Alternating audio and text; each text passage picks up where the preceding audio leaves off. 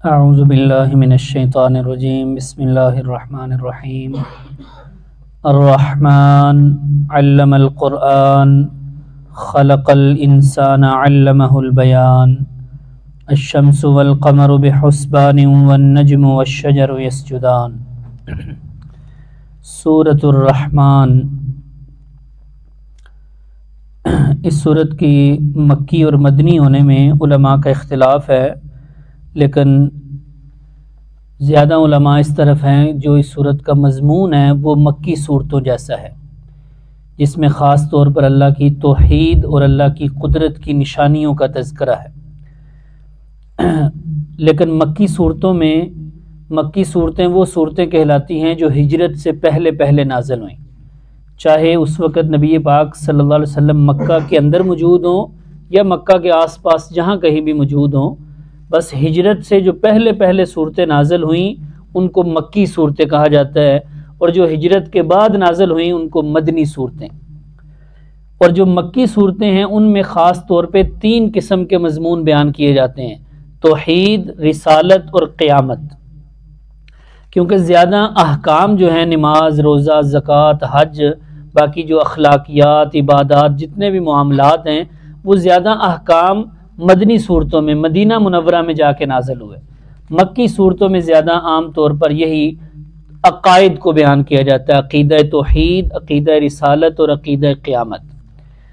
لیکن یہ جو صورت ہے سورۃ الرحمن، اس میں رسالت کا کوئی تذکرہ نہیں، اس میں صرف اللہ کی توحید اور قدرت اور خاص طور پہ عقیدہ آخرت، قیامت، اس میں جنت جہنم، اس کا جو ہے وہ تذکرہ کیا گیا۔ سورۃ الرحمن کی ایک خصوصیت اس حوالے سے یہ ہے کہ اس سورت میں اللہ رب العزت نے انسان اور جنات دونوں گروہوں کو اسپیشل طور پر مخاطب کیا۔ ویسے پورے قرآن مجید میں عام طور پر صرف انسان کو مخاطب کیا جاتا ہے، جنات اس کے تابع ہو کر اس میں شامل ہیں، کیونکہ 2 ہی گروہ، 2 ہی مخلوقات ہیں، انسان اور جنات، جن کو مکلف بنایا گیا، جن پر احکامات لاگو کیے گئے، جن کو دوبارہ زندہ کیا جائے گا، جن دونوں سے حساب کتاب ہوگا۔ یہ 2 ہی گروہ ہیں۔ اس صورت میں خاص طور پہ اللہ رب العزت نے دونوں کو بار بار مخاطب کیا۔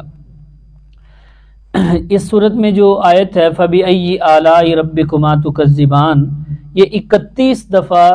ایک ہی صورت میں یہ آیت مبارکہ آئی۔ ویسے تو عربی اسلوب کے مطابق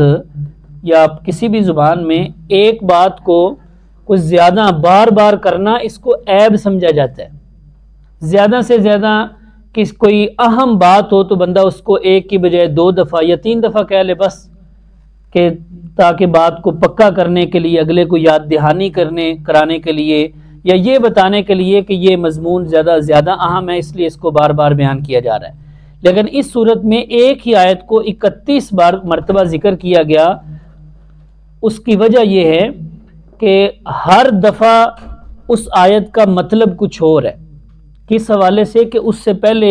اللہ رب العزت نے فَبِأَيِّ آلَاءِ رَبِّكُمَا تُكَذِّبَانِ ذکر فرمایا کہ تم اپنے رب کی کون سی نعمتوں کو اور کون سی قدرت کی نشانیوں کو جھٹلاؤ گے۔ ہر نعمت کو بیان کیا، اس کے بعد یہ جملہ، پھر اگلی نعمت، پھر یہ جملہ، پھر اور کوئی قدرت کی نشانی، پھر یہ جملہ۔ ایک مضمون کی یہ اعلیٰ قسم ہے۔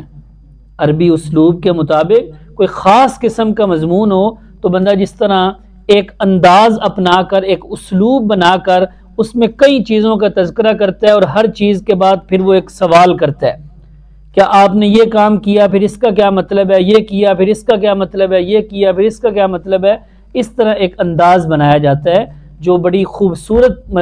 جو اسلوب پر مشتمل ہوتا ہے۔ تو اللہ رب العزت تو پھر اللہ رب العزت ہے۔ قرآن مجید جو اللہ کا کلام ہے، جو فصاحت اور بلاغت کے اعلیٰ پیمانے پر فائز ہے، اس کے مطابق اس صورت میں ایک نعمت کا تذکرہ کیا، پھر اس کے بعد اللہ نے فرمایا فَبِأَيِّ آلَاءِ رَبِّكُمَا تُكَذِّبَانِ، پھر اگلی نعمت یا اگلی قدرت کی نشانی، اس کا تذکرہ کیا، پھر بار بار متوجہ کیا جا رہا ہے، اور بار بار اللہ رب العزت مخاطب کر کے، متوجہ کر کے فکر کرنے کی اور غور کرنے کی دعوت دے رہے ہیں کہ اس نشانی کو دیکھ لو، اس قدرت کی نشانی کو دیکھ لو، اس نعمت میں غور و فکر کر لو تاکہ انسان اور جنات جو ہے وہ اللہ کی نعمتوں پر شکر ادا کریں اور اس کے مطابق پھر عمل کرنے کی کوشش کریں۔ الرحمن، سورت کا نام بھی سورت الرحمن ہے اور پہلا لفظ بھی الرحمن۔ الرحمن نہایت رحم کرنے والا۔ الرحمن گویا کہ جس کی رحمت اس طرح ہو جس طرح کوئی ٹھاٹھے مارتا ہوا سمندر ہے، جس طرح اس کی سمندر کی لہریں اور موجیں ٹھاٹھے مارتی ہیں، اس طرح رحمان اس ذات کو کہتے ہیں جس کی رحمت سمندر کی طرح لوگوں پر برس رہی ہے۔ اس لیے بسم اللہ الرحمن الرحیم، وہاں میں نے عرض کیا تھا کہ الرحمن کا معنی بھی رحم کرنے والا، الرحیم کا معنی بھی رحم کرنے والا، پھر دونوں ایک ہی جگہ دونوں صفتیں ایک جیسی کیوں ذکر کی؟ تو اس کا جواب یہ ہے کہ اصل میں الرحمن فی الدنیا الرحیم فی الآخرہ، رحمان کا تعلق دنیا کے ساتھ ہے اور رحیم کا تعلق آخرت کے ساتھ ہے۔ کیسے کہ رحمان کی جو رحمان کے اندر جو معنی ہے رحمت والا، وہ اتنا وسیع ہے کہ اس کا تعلق دنیا کے ساتھ ہے کہ دنیا میں اللہ کی رحمت ہر شخص پر ہو رہی ہے، کوئی مسلمان ہے، کوئی کافر ہے، کوئی فرما بردار ہے، کوئی نافرمان ہے، ہر ایک پر اللہ کی رحمت ہو رہی ہے، کیونکہ اللہ کی رحمت کوئی ایک خاص چیز نہیں ہے جو صرف مسلمانوں پہ ہو رہی ہے۔ یہ دنیا میں مثلا روٹی روزی کا ملنا، انسان کا زندہ ہونا، سانس کا چلنا، انسان کے اندر جتنی بھی وجود کے اندر جو نعمتیں ان ساری نعمتوں کا، سارے اعضاء کا کام کرنا، یہ ساری اللہ کی رحمت سے ہو رہا ہے۔ تو یہ دنیا میں جتنے بھی لوگ ہیں سب پہ یہ سارا اس کے ساتھ کافر ہو مسلمان ہو سب پہ اللہ کی رحمت ہو رہی ہے۔ لیکن آخرت میں الرحیم کا تعلق آخرت میں ہے کہ آخرت میں اللہ کی رحمت صرف ایمان والوں پہ ہوگی، کافروں پہ اللہ کی رحمت آخرت میں نہیں ہوگی۔ الرحمن جو نہایت مہربان رحم کرنے والا، جیسے نبی پاک صلی اللہ علیہ وسلم نے ارشاد فرمایا اللہ رب العزت نے جب رحمت کو بنایا تو اس کے 100 حصے کیے اور اس میں صرف ایک حصہ ساری مخلوق میں تقسیم کر دیا، باقی 99 حصے رحمت کے اللہ نے اپنے پاس رکھے ہوئے۔ ایک حصہ رحمت پوری مخلوق میں، صرف انسانوں میں نہیں، پوری مخلوق میں تقسیم کیا، اور فرمایا اسی ایک حصہ رحمت کی وجہ سے جو کسی کو کوئی تھوڑا بہت حصہ ملا ہے، ظاہر بات ہے کتنی مخلوق ہے، کتنے افراد ہیں، اس ایک حصے کے پھر اللہ نے کتنے حصے کیے جو ہر ایک کو تھوڑا تھوڑا دیا۔ فرمایا اسی ایک حصے کی وجہ سے جو رحمت ہے، اسی رحمت کی وجہ سے والدین اپنے بچوں پہ شفقت کرتے ہیں، کوئی ایک دوسرے پہ جو رحمت اور مہربانی ہوتی ہے وہ صرف ایک حصے کی وجہ سے۔ 99 حصے رحمت کے اللہ نے اپنے پاس رکھے ہیں، تو اس کا اندازہ کون لگا سکتا ہے؟ اسی لیے ایک حدیث میں نبی پاک صلی اللہ علیہ وسلم نے فرمایا اللہ کی رحمت اتنی وسیع ہے، اتنی وسیع ہے، اگر کسی کافر کو بھی اس کا اندازہ ہو جائے نا تو کافر بھی جنت میں جانے سے نا امید نہ ہو، وہ بھی امید لگا کے بیٹھ جائے کہ اللہ کی رحمت اتنی ہے لہذا اللہ کافروں کو بھی جنت میں بھیج دے گا۔ لیکن ساتھ ہی فرما دیا اللہ کا عذاب کتنا سخت ہے، اس کی کتنی قسمیں ہیں، اس کی انتہا کی کیا ہے، اس کا اندازہ اگر کسی ایمان والے کو ہو جائے تو ایمان والے بھی ڈرنے لگ جائیں کہ پتہ نہیں ہم بھی جنت میں جائیں گے کہ نہیں جائیں گے۔ یہی چیز، اسی چیز کا نام ایمان ہے، رحمت کی امید اور اللہ کے عذاب کا ڈر، دونوں چیزیں ہوں گی تو کام چلے۔ رحمت سے نا امید نہیں ہونا، لا تقنطوا من رحمت اللہ، اور عذاب سے بے خوف نہیں ہونا، عذاب سے بے خوف نہیں ہونا کہ بھی ہمیں تو الیاذ باللہ یہ کوئی بندہ کہے کہ مجھے تو ڈر ہی کوئی نہیں جہنم کے عذاب کا یا اللہ کے عذاب کا، نہیں، عذاب سے ڈرتے رہنا ہے اور رحمت کی امید لگاتے رہنا ہے۔ الرحمن علم القرآن، یہ رحمان کا جو لفظ ہے اس سے مشرکین مکہ چڑھتے تھے، ان کو جب کہا جاتا نا وَإِذَا قِيلَ لَهُمُ اسْجُدُوا لِلرَّحْمَنِ، قرآن مجید میں ایک آیت ہے جب ان کو کہا جاتا اسجدوا للرحمن، رحمان کو سجدہ کرو، قالوا وَمَا الرَّحْمَنُ، الیاذ باللہ کہتے یہ رحمان کیا ہے۔ اسی لیے جب نبی پاک صلی اللہ علیہ وسلم پڑھتے نا بسم اللہ الرحمن الرحیم تو وہ اعتراض کرتے، وہ کہتے ادھر آپ کہتے ہو کہ اللہ ایک ہے اور ادھر آپ کبھی اللہ کو پکارتے ہو کبھی رحمان کو پکارتے ہو۔ تو اللہ نے آیت نازل فرمائی قُلِ ادْعُوا اللَّهَ أَوِ ادْعُوا الرَّحْمَنَ، اللہ کو اللہ کہہ کر پکارو یا رحمان کہہ کر پکارو، ایما تدعو فلہ الاسماء الحسنی، اللہ کے تو کئی اچھے اچھے نام ہیں، جس مرضی نام سے اللہ کو پکار سکتے ہو۔ یہ نہیں کہ اللہ کوئی اور ہے اور رحمان کوئی اور ہے، اللہ کا یہ ذاتی نام ہے، الرحمن، الرحیم، الملک، القدوس، یہ باقی جو اللہ کے صفاتی نام ہیں۔ کوئی بھی آپ صفاتی نام لے کر آپ اللہ کو پکار سکتے ہیں، بلکہ آپ جس چیز کی آپ کو طلب ہے اور اس کا معنی اللہ کے جس نام کے اندر ہے وہ نام لے کر پکارے تو پھر اس کا معنی کے اعتبار سے اللہ وہی کام کریں گے۔ مثلا آپ رحمت کے امیدوار ہیں تو آپ اللہ کو یا رحمان یا رحیم کہہ کر پکارے تو اللہ آپ پہ رحمت کرے گا۔ اگر آپ بخشش کے طلبگار ہیں تو آپ یا غفار یا غفور یا رحیم، یہ غفار اور غفور جس میں بخشش کرنے کا، اور یا التواب توبہ قبول کرنے والا، یہ جو صفتیں ہیں یہ نام لے کر آپ اللہ کو پکاریں گے تو اللہ آپ کی توبہ قبول کرے گا، آپ کی بخشش فرمائے گا۔ تو یہ جو اللہ کے صفاتی نام ہے ان کا یہی مطلب ہے کہ آپ کو جس چیز کی ضرورت ہے اور اس کا وہ معنی جس نام میں ہے، آپ وہ نام بار بار اللہ کو اس نام سے پکاریں تو انشاءاللہ اس کے مطابق اللہ اپنی اسی صفت کا اظہار فرمائیں گے۔ الرحمن علم القرآن، وہ رحمان جس نے قرآن سکھایا، فرمایا یہ خود اللہ نے یہ قرآن سکھایا ہے۔ خلق الانسان، اور جس نے انسان کو پیدا کیا، پھر علمہ البیان، اس کو بیان کرنا، قوت گویائی، بولنا، سمجھنا، یہ اس کو سکھایا۔ یہ اللہ رب العزت نے اپنی رحمت کے دو مظہر ذکر فرمائے۔ اللہ کی رحمت میں نے عرض کیا وسیعت رحمتی کل شیء، اللہ نے فرمایا میری رحمت ہر چیز پر چھا گئی، ہر چیز پر وسیع ہے، کہ رحمت کوئی ایک خاص چیز نہیں ہے۔ ہمیں اللہ، یہ جو میں بول رہا ہوں یہ بھی اللہ کی رحمت سے، ہم جو دیکھ رہے ہیں یہ بھی اللہ کی رحمت سے، ہم اپنے وجود کا جو بھی استعمال کر رہے ہیں، دنیا میں جتنی نعمتوں کا ہم استعمال کر رہے ہیں یہ ساری اللہ کی رحمت ہے۔ اللہ کی رحمت کوئی ایک خاص چیز نہیں، ہر چیز، ہر کام اللہ کی رحمت سے ہو رہا ہے۔ تو یہاں دو چیزوں کا ذکر فرمایا کہ اللہ رحمان ہے، اس رحمان نے اپنی رحمت کا اظہار اس طریقے سے کیا کہ رحمان نے تمہیں قرآن سکھایا اور پھر تمہیں بولنا سکھایا۔ انسان کو خاص طور پر پیدا کرنے کے بعد اس کو قوت گویائی اور سمجھ عطا فرمائی، باقی مخلوقات سے بالکل الگ پیدا کیا، کہ باقی مخلوقات میں اگر دماغ رکھا ہے ان جانداروں میں، لیکن وہ دماغ ایسا نہیں جیسا انسان کا ہے۔ ان میں اگر کوئی سمجھ رکھی ہے یا کوئی نظر رکھی ہے تو وہ ایسی نہیں جیسی انسان کی ہے۔ انسان کا خاص طور پہ اللہ نے تذکرہ فرمایا کہ اللہ کی رحمت کو اگر تم نے دیکھنا ہو کہ اللہ کی رحمت کہاں ظاہر ہو رہی ہے تو ایک انسان میں غور و فکر کرو۔ ایک انسان نے دنیا میں کیا کچھ بنا دیا اللہ کی رحمت سے، تو پھر اللہ کا کیا مقام ہوگا، اللہ کی کیا شان ہوگی، اللہ نے کیا کچھ بنایا، اس تک بندہ کیسے پہنچ سکتا ہے کہ انسان نے اللہ کی عطا سے، اللہ کی رحمت سے کیا کچھ بنا دیا۔ علمہ البیان، اس کو بیان کرنا سکھایا، سمجھ دی اس کو جو باقی کسی بھی مخلوق کو اللہ نے نہیں دی، جو انسان کو سمجھ عطا فرمائی۔ الشمس والقمر بحسبان،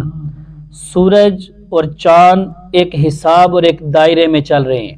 جو اللہ نے ان کا ایک نظام بنایا اس کے مطابق وہ چل رہے ہیں۔ میں نے عرض کیا رحمان کے معنی ذہن میں رکھیں تو آگے یہ جتنی بھی چیزیں ہیں ساری اللہ کی رحمت کا اظہار ہو رہا ہے۔ جو نعمت آئے گی پیچھے اللہ کی رحمت ہے۔ یہ نظام اللہ نے بنایا یہ بھی اللہ کی رحمت، اور یہ اللہ چلا رہا ہے یہ بھی اللہ کی رحمت ہے۔ اللہ نے انسان کو بنا کر صرف ایسے نہیں چھوڑ دیا، اس کی مکمل طور پر رہنمائی کی، مکمل طور پر، اور یہ اس کی رحمت کا تقاضا تھا۔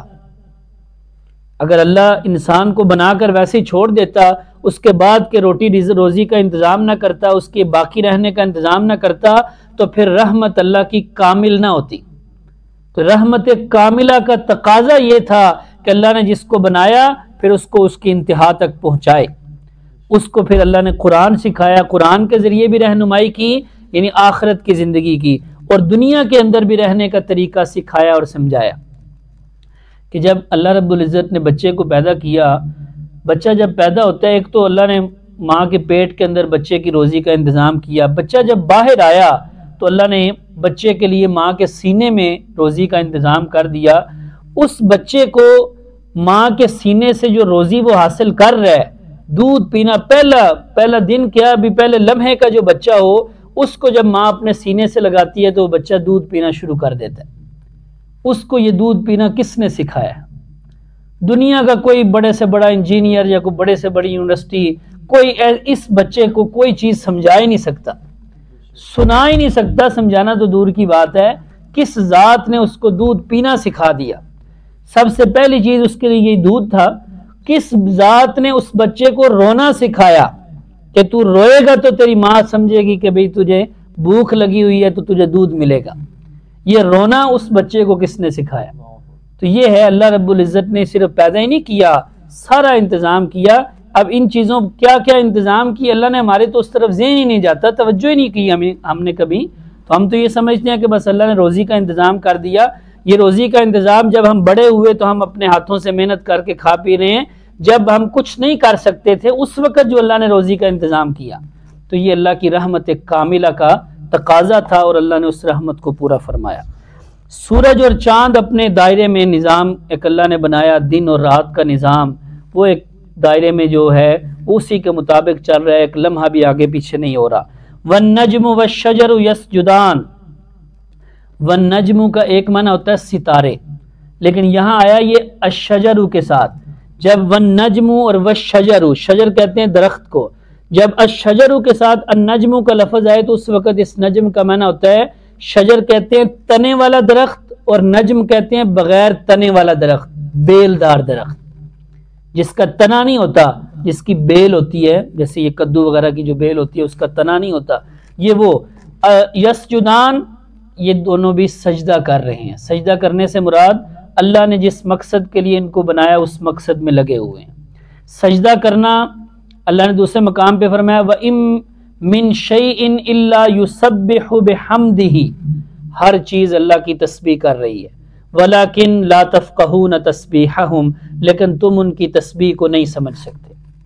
جب ہم نہیں سمجھ سکتے تو ہمیں پھر اجازت بھی نہیں کہ ہم یہ تلاش کرنے لگ جائیں کہ کیسے تسبیح کر رہی ہے، کیسے سجدہ کر رہا ہے۔ نہیں، ہر چیز اللہ کے حضور سجدہ کر رہی ہے، اللہ کی پاکی اور تسبیح بیان کر رہی ہے۔ وَالسَّمَاءَ رَفَعَهَا وَوَضَعَ الْمِيزَانَ، اور آسمان کو اللہ نے بلند کیا، وَوَضَعَ الْمِيزَانَ، اور اللہ نے میزان اور ترازو قائم کیا۔ اس ترازو سے مراد ہے ایک تو وہ ترازو جو ہے، یہاں آسمان کو بنانے کے بعد جو ترازو کا ذکر فرمایا اس سے مراد ہے کہ یہ جہان بنایا، یہ زمین، یہ آسمان، یہ سارا نظام بنایا اور پھر اس میں ایک بیلنس رکھا۔ جس طرح ترازو کے اندر بیلنس کیا جاتا ہے نا کہ چیز دونوں برابر ہو جائے تو پھر اگلے کو دی جاتی ہے، جس کا دوسرا معنی عدل کرنا، انصاف کرنا۔ یہاں اللہ نے جہان بنایا، اس میں ہر چیز کا ایک بیلنس رکھا، ایک برابری رکھی کہ جس چیز کی جتنی ضرورت تھی اس کے مطابق، مثلا گرمی ہے، سردی ہے، پانی ہے، یا کوئی بھی چیز جس کی جتنی ضرورت ہے اس کا ایک ترازو رکھا اور اس کے مطابق اللہ رب العزت نے یہ سارا نظام بنایا۔ اگر یہ تھوڑا سا بھی نظام ان بیلنس ہو جائے نا تو سارا نظام بگڑ جائے۔ ایسا اللہ رب العزت نے عدل قائم کیا، انصاف کا ترازو قائم کیا اس نظام کو چلانے کے لیے۔ مثلا سورج اور چاند کا نظام دیکھ لیں، اس کے مطابق سورج جتنے فاصلے پر رکھا ہے نا وہی مناسب ہے، اگر وہ فاصلہ ہمارے وہ زیادہ قریب آ جائے تو سارا نظام ہی بگڑ جائے۔ جتنی اس کے اندر تپش ہے کہ اگر وہ قریب آ جائے، کہ گرمیوں میں تھوڑا سا قریب آتا ہے تو اس کی کیا صورتحال ہو جاتی ہے، اور سردیوں میں تھوڑا پیچھے ہوتا ہے۔ یہ بس جتنا اللہ نے ایک نظام بنانا تھا اس کے مطابق بنا دیا، اس میں اگر اس سے کوئی کمی کوتاہی ہوگی تو یہ سارا نظام ہی بگڑ جائے گا۔ اس ترازو سے مراد وہ ہے۔ لیکن یہاں پھر اللہ نے ہمیں حکم دیا اللہ تطغوا فی المیزان، تم بھی میزان اور ترازو میں سرکشی نہ کرو۔ ہمارے لیے جو ترازو ہے وہ ہم اپنا عدل اور انصاف کرنا، کسی جگہ کوئی فیصلہ کرنا ہے، بیوی بچوں کے درمیان حقوق کے معاملے میں فیصلہ ہے، لین دین کے معاملے میں، ماپ تول کے اندر جو عدل اور ترازو ہے، ان ساری چیزوں کے اندر تم کمی زیادتی نہ کرو۔ واقیموا الوزن بالقسط، ترازو کو قائم کرو انصاف کے ساتھ۔ ولا تخسروا المیزان، ترازو میں کمی نہ کرو۔ جیسے 30ویں پارے میں اللہ نے فرمایا ویل للمطففین، ناپ تول میں کمی کرنے والوں کے لیے ہلاکت، الذین اذا اکتالوا علی الناس یستوفون، جب وہ لیتے ہیں تو پورا پورا لیتے ہیں، وَإِذَا كَالُوهُمْ أَوْ وَزَنُوهُمْ يُخْسِرُونَ، جب ماپ کر کے دیتے ہیں یا تول کر دیتے ہیں تو پھر گھٹا لیتے ہیں۔ یہ ماپ تول میں کمی، یہ لفظ تو عام طور پہ بولا جاتا ہے صرف ماپ تول میں، لیکن ماپ تول صرف وہی چیز نہیں جو ہم تول کر بیچیں یا ماپ کر بیچیں، اس میں ہر قسم کا حق شامل ہے کہ آپ کے ذمے جس کا جتنا حق ہے اتنا حق اس کو دینا یہ آپ کے ذمے لازم ہے۔ اس میں اگر کمی کر رہے ہیں تو آپ سمجھو ماپ تول میں کمی کر رہے ہیں، کہ مثلا اگر آپ نے کسی سے 1 کلو چیز کے پیسے لے لیے ہیں تو اب آپ پر یہ لازم ہے کہ آپ اس کو 1 کلو چیز پوری اس کا حق دیں، اس میں اگر 1 گرام بھی اس کی اجازت کے بغیر کم ہو رہا ہے تو آپ اس کا حق مار رہے ہیں، یہ ہے اس کے حقوق میں کمی ہو رہی ہے۔ عدل اور انصاف جب نہیں ہوگا تو ایسے لوگوں کے لیے فرمایا ہلاکت ہی ہلاکت ہے۔ اور جو انصاف کرنے والے ہیں، چاہے وہ ماپ تول کا انصاف ہو یا حقوق کی ادائیگی کا انصاف ہو یا بیوی بچوں میں انصاف ہو، وراثت میں، جائیداد میں، خرچے میں، کسی بھی معاملے میں جو انصاف ہے، یا کوئی لڑائی جھگڑا ہو گیا وہاں فیصلہ کرنا پڑ گیا وہاں انصاف ہو، تو جہاں بھی اگر کوئی انصاف کرے گا تو آپ علیہ السلام نے ارشاد فرمایا انصاف کرنے والے کل قیامت کے دن نور کے ممبروں پر تشریف فرما ہوں گے، اللہ کی دائیں جانب نور کے ممبر پر تشریف فرما ہوں گے، اور لوگ ان کو دیکھ کر رشک کریں گے کہ یہ کون لوگ ہیں۔ انصاف کرنا کوئی عام صرف ہم نے تو سمجھا نا انصاف بس جج نے کرنا ہے، عدالت میں انصاف نہیں ہو رہا، ہم اس بات کو لے رہے ہیں کہ عدالتیں بھی ہماری بے انصاف ہو گئی ہیں۔ ہم ہر بندے پر زندگی میں کئی معاملات ہوتے ہیں جہاں اس نے فیصلہ کرنا ہوتا ہے یا حقوق کا لین دین ہوتا ہے، تو ہر معاملے میں ہر جگہ انصاف کرنے کا حکم ہے۔ وَالْأَرْضَ وَضَعَهَا لِلْأَنَامِ، اس زمین کو اللہ نے بچھایا مخلوق کے لیے، فیہا فاکہہ، اس میں پھل ہیں، والنخل ذات الاکمام، اور خاص طور پہ پھلوں میں سے کھجور کا تذکرہ فرمایا، کھجور ذات الاکمام، جو غلاف والی، کہ کس طرح اس کو لپیٹ کر خوشے کے اندر اور شگوفے کے اندر اللہ رب العزت اس کو ہمارے سامنے پیش کرتے ہیں کھجور کو۔ کھجور خاص طور پہ جو سعودی عرب کی کھجور ہے، پاکستان کی تو بہرحال ایسے ہی ہیں، جو اصل کھجوریں عرب کے اندر ہیں کئی مختلف ذائقوں کی، مختلف قسم کی، کہ جو سمجھو پھلوں میں سے سب سے بہترین پھل کھجور کی شکل میں۔ اور پھر یہاں اللہ نے ذات الاکمام ذکر فرما کے یہ بھی ان سارے پھلوں کی طرف اشارہ کیا کہ کیسے اللہ رب العزت نے ہمارے لیے اس زمین میں جو کچھ ہے یہ سارا نظام اللہ نے انسان کے لیے بنایا، ساری چیزوں کو انسان کی خدمت کے لیے اور انسان کو اپنی عبادت کے لیے، کہ ایک ایک دانے پہ اللہ رب العزت کیسے چھلکا چڑھاتے ہیں، ہر دانے پہ چھلکا چڑھا کر وہ ہمارے سامنے پیش کیا جاتا ہے، اس چھلکا چڑھا کر اس کو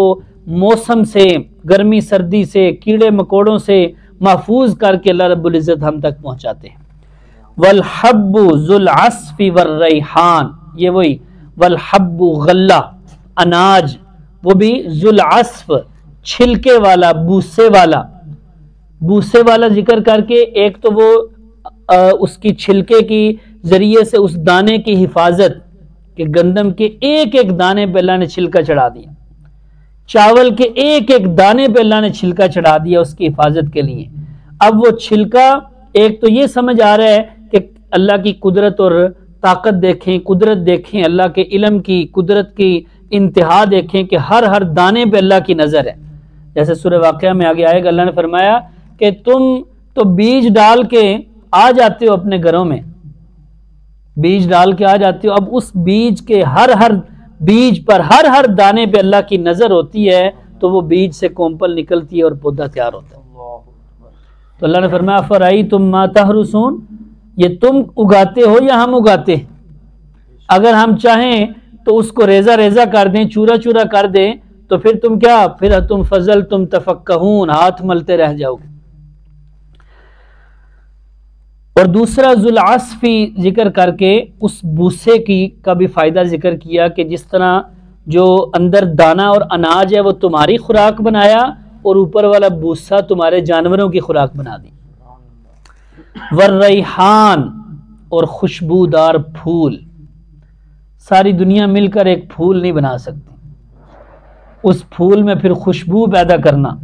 ہر پھول کی الگ الگ خوشبو۔ فَبِأَيِّ آلَاءِ رَبِّكُمَا تُكَذِّبَانِ، اس میں آلا کا لفظ جو ذکر فرمایا، آلا کا عام طور پر معنی کیا جاتا ہے نعمت، اس لیے عام ترجمہ آپ نے یہی سنا ہوگا کہ تم اپنے رب کی کون کون سی نعمتوں کو جھٹلاؤ گے۔ ٹھیک ہے، اس کا ایک ترجمہ نعمت بھی ہے، لیکن ایک ترجمہ اس کا قدرت کی نشانی، کیونکہ آگے جہنم کا بھی تذکرہ آ رہا ہے۔ اللہ جہنم کا تذکرہ کرنے کے بعد بھی فرماتے ہیں فَبِأَيِّ آلَاءِ رَبِّكُمَا تُكَذِّبَانِ، تو وہاں یہ ترجمہ نہیں کیا جائے گا کہ تم اپنے رب کی کون کون سی نعمت کو جھٹلاتے ہو، کیونکہ جہنم کوئی نعمت تو نہیں۔ جہاں بعض علماء نے جو وہاں بھی ترجمہ کیا نعمت کا، وہ فرماتے ہیں اس کا مطلب یہ ہے کہ جہنم کے تذکرے کے بعد بھی جو اللہ نے فَبِأَيِّ آلَاءِ رَبِّكُمَا تُكَذِّبَانِ فرمایا، اس کا مطلب یہ ہے کہ اللہ یہ فرمانا چاہتے ہیں کہ یہ بھی اللہ کی بہت بڑی نعمت ہے کہ اللہ نے تمہیں جہنم کا تذکرہ دنیا میں بتلا دیا، جہنم کے عذاب تمہارے سامنے واضح کر دیے تاکہ تم اس سے ڈرو اور پھر اس سے بچنے کی کوشش کرو، تو نتیجے کے اعتبار سے یہ تمہارے لیے نعمت ہوگی اس اعتبار سے۔ لیکن اگر دوسرا معنی کہ دونوں معنی قدرت کی نشانی اور نعمت،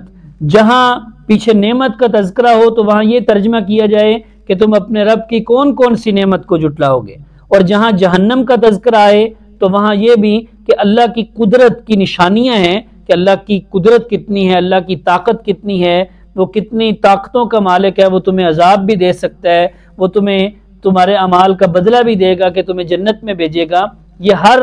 آیت کا چونکہ مضمون الگ ہے اور ہر آیت میں الگ نعمت بیان کی گئی یا الگ قدرت کی نشانی بیان کی گئی، اس مناسبت سے پھر آگے فرمایا فَبِأَيِّ آلَاءِ رَبِّكُمَا تُكَذِّبَانِ، کہ تم اپنے رب کی کون کون سی نعمت یا کون سی قدرت کی نشانیوں کو جھٹلاؤ گے۔ یہ آیت بار بار آئی۔ نبی پاک صلی اللہ علیہ وسلم نے ایک دفعہ صحابہ کرام کے سامنے جب یہ صورت پڑھی سنائی تو صحابہ کرام خاموشی سے سنتے رہے، تو نبی پاک صلی اللہ علیہ وسلم نے فرمایا تم سے بہتر تو میں نے جنات کو پایا کہ جب لیلۃ الجن، جو جنات لیلۃ الجن جنوں والی رات، یہ مشہور ہے کہ ایک رات نبی پاک صلی اللہ علیہ وسلم جنات کے پاس گئے، وہاں آپ نے خطاب کیا، آپ نے فرمایا لیلۃ الجن کو میں نے یہ سورت جب جنوں کے سامنے پڑھی تو جب بھی میں فَبِأَيِّ آلَاءِ رَبِّكُمَا تُكَذِّبَانِ کہتا تھا تو آگے سے جنات کہتے تھے کہ نہیں یا اللہ ہم اپنے رب کی کسی نعمت کو نہیں جھٹلائیں گے۔ اس میں پوچھا جاتا نا کہ تم اپنے رب کی کون کون سی نعمتوں کو جھٹلاؤ گے، تو وہ آگے سے جواب دیتے کہ ہم اپنے رب کی کسی نعمت کو نہیں جھٹلائیں گے بلکہ فلک الحمد، یا اللہ ساری تعریفیں تیرے لیے۔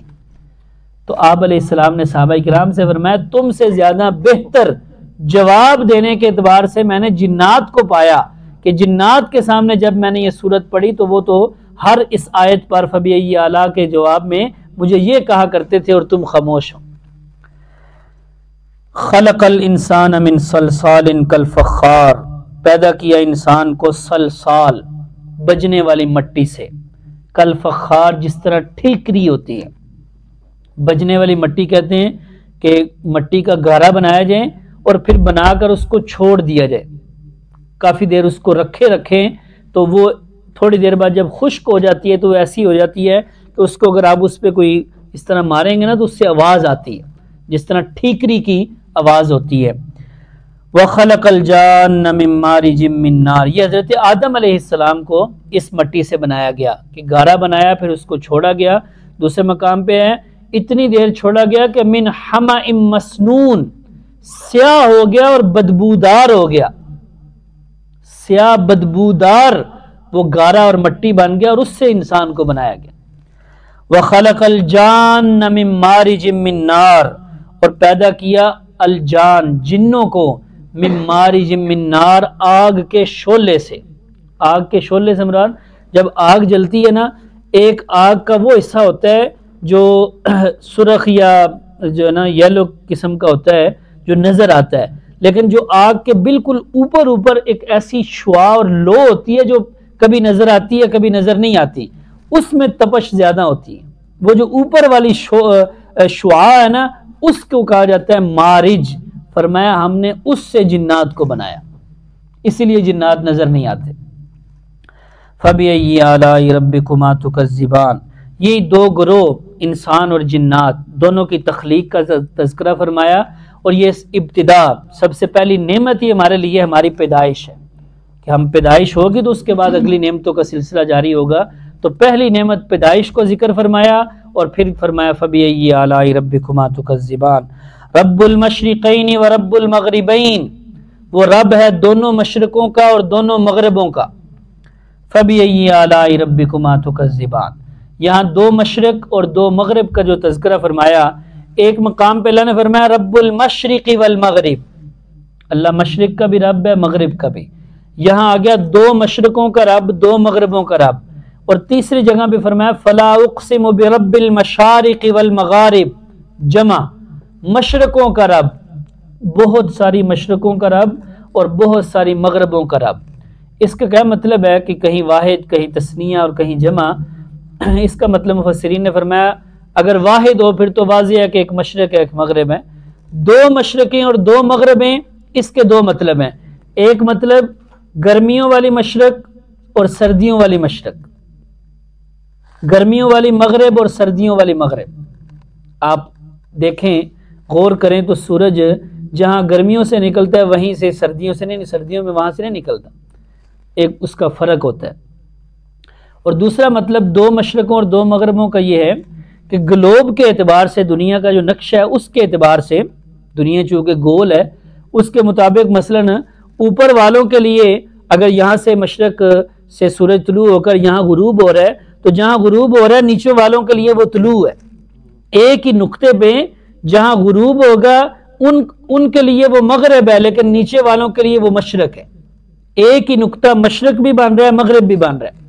اسی طرح جہاں سے مشرق ہو رہا ہے وہ نیچے والوں کے لیے وہ مغرب ہو رہا ہے، چونکہ گول جو ایک نظام اس کے مطابق آگے سلسلہ چلتا رہتا ہے۔ اسی لیے کہتے ہیں کہ ہمارے اعتبار سے غروب ہوتا ہے، ویسے سورج غروب نہیں ہوتا، سورج تو ہر وقت کہیں طلوع ہو رہا ہے اور کہیں غروب ہو رہا ہے، کہیں 2 گھنٹے کا فرق، 4 گھنٹے کا، 5 گھنٹے کا، یہ جو فرق ہو رہا ہے تو وہ اسی اعتبار سے ہے۔ اور یہ جو فرمایا کئی مشرقوں اور کئی مغربوں کا رب، اس کا مطلب یہ ہے روزانہ کی مشرق اور روزانہ کی مغرب الگ الگ ہے، سورج روزانہ اپنی مشرق بدلتا ہے، گویا کہ 365 مشرقیں اور 365 مغربیں ہیں۔ ہمیں تو چونکہ نظر یہاں زیادہ سے زیادہ یہ آئے گا نا کہ بھئی یہاں سے شروع ہو کر وہاں ختم ہو رہا ہے کہ پہلے یہاں پھر وہاں پھر وہاں پہ، وہ کتنا فاصلہ ہے، لاکھوں میل کا فاصلہ ہے وہ، کیونکہ وہ دور بہت ہے، سورج کا فاصلہ زمین سے بہت دور ہے، سورج ویسے تو زمین سے بھی بڑا ہے لیکن وہ دور اتنا ہے کہ ہمیں چھوٹا سا نظر آتا ہے، ویسے وہ سورج زمین سے کئی گنا بڑا ہے۔ تو اس اعتبار سے سورج کی روزانہ کی مشرق الگ الگ ہے، گرمی اور سردیاں، ہم تو زیادہ سے زیادہ اندازہ گرمی اور سردیوں کا لگا سکتے ہیں کہ گرمیوں اور سردیوں میں جو ہے نا وہ سائے کے اعتبار سے زیادہ فرق ہوتا ہے۔ گرمیوں میں سورج ہمارے بالکل اوپر سے گزرتا ہے افق سے، اس لیے گرمیوں میں اگر آپ دوپہر کے وقت دیکھیں تو آپ بالکل دوپہر کے وقت جو ہے نصف النہار کو بندہ سورج کے نیچے کھڑا ہونا تو اس کا سایہ بالکل تھوڑا رہ جاتا ہے، کبھی وہ 0 پر بھی آ سکتا ہے، لیکن سردیوں میں نہیں ہوگا، سردیوں میں وہ اس طرف سے گزرے گا یا اس طرف سے گزرے گا، سمجھے، ایک اعتبار سے یعنی وہ اندازہ ہو سکتا ہے اس طرف سے جو ہے نا وہ سورج گزرے گا، سردیوں میں ایسا نہیں ہوگا کہ بالکل سر پہ آئے، اسی لیے سورج جب سردیوں میں اس طرف سے گزرتا ہے نا تو اس کا فاصلہ کم ہو جاتا ہے، دن چھوٹا ہو جاتا ہے، اور گرمیوں میں بالکل افق سے گزرتا ہے تو اس اعتبار سے وہ دن لمبا ہو جاتا ہے اور دن بڑا ہوتا ہے، اس میں فاصلہ جو ہے وہ زیادہ طے کرنا ہوتا ہے۔ تو اس لیے فرمایا کہیں مشرق کہیں مشرقین اور کہیں مغربین، اور یہ بھی اللہ کی بہت بڑی نعمت ہے یہ سورج کا نظام، اس لیے فرمایا فَبِأَيِّ آلَاءِ رَبِّكُمَا تُكَذِّبَانِ مَرَجَ الْبَحْرَيْنِ يَلْتَقِيَانِ، ملایا اللہ نے 2 دریاؤں کو، بینہما برزخ لا یبغیان، اور ان دونوں کے درمیان ایک ایسا پردہ حائل کر دیا کہ جس پردے کی وجہ سے وہ ایک دوسرے سے تجاوز نہیں کرتے، ادھر کا پانی ادھر رہ رہا ہے، ادھر کا پانی ادھر، ادھر ایک دوسرے سے نہیں ملتے، حالانکہ درمیان میں پردہ کسی کو نظر بھی نہیں آ رہا۔ ایسا اللہ رب العزت نے، اور یہ اس کا اظہار کئی جگہوں پہ ہے، کئی جگہوں پہ جہاں دو دریا مل رہے ہیں، یہ کوئی ایک جگہ نہیں، کئی جگہیں دنیا میں جہاں دو دریا مل رہے ہیں، اور پھر لمبے جو ہے نا وہ سفر تک، لمبی مسافت تک وہ چلتے رہتے ہیں۔ ایک طرف کا پانی جو ہے وہ تھوڑا تھوڑا بلو ہے، اور ایک طرف کا ڈارک براؤن کی طرح ہے، اور وہ اپنے اپنے رنگ ہے، وہ پانی مل ہی نہیں رہا آپس میں، ذائقہ بھی الگ ہے، حتیٰ کہ ادھر کی مچھلیاں ادھر نہیں آ سکتی، ادھر آ جائیں تو وہ مر جائیں، ان کی اپنی اپنی جو ہے وہ انوائرمنٹ ہے اور دوسروں کی اپنی ہے، تو ان کو وہ پانی چاہیے، ان کو یہ پانی چاہیے۔ ایسا اللہ رب العزت نے نظام بنایا ہوا ہے۔ بینہما برزخ لا یبغیان فبأی آلاء ربکما تکذبان یخرج منہما اللؤلؤ والمرجان، اور انہی دریاؤں سے لؤلؤ اور مرجان، موتی اور جواہرات، ہیرے، وہ ان سے نکل رہے ہیں۔ فبأی آلاء ربکما تکذبان، تم اپنے رب کی کون کون سی نعمتوں اور قدرت کی نشانیوں کو جھٹلاؤ گے۔ وَلَهُ الْجَوَارِ الْمُنشَآتُ فِي الْبَحْرِ كَالْأَعْلَامِ، اور اسی کے اختیار سے اور اسی کی رحمت سے بڑے بڑے بحری بیڑے اور بحری جہاز سمندروں اور دریاؤں میں چل رہے ہیں، کل اعلام، ایسے جیسے پہاڑ ہیں، جس طرح بڑے بڑے پہاڑ ہیں نا، تو بحری جہاز بھی ایسے لگتے ہیں جیسے کوئی پہاڑ ہی چل کے جا رہا ہے۔ تو یہ بھی اللہ رب العزت کی ذات چلا رہی ہے، اتنے بڑے بڑے بحری بیڑے کہ اس کے اندر کئی جہاز آ جاتے ہیں، کئی لوگ، کئی گاڑیاں، کئی ٹینک اور ٹینکر، سب کچھ جو ہے وہ اس میں سما جاتے ہیں۔ فَبِأَيِّ آلَاءِ رَبِّكُمَا تُكَذِّبَانِ، تم اپنے رب کی کون کون سی نعمتوں اور قدرت کی نشانیوں کو جھٹلاؤ گے۔ یہ تکذبان، یہ بھی تثنیہ کا صیغہ ہے، اور یہاں بھی مخاطب دونوں انسان اور جنات، دونوں گروہوں کو مخاطب کیا گیا ہے۔ اللہ سمجھنے کی اور عمل کی توفیق عطا فرمائے۔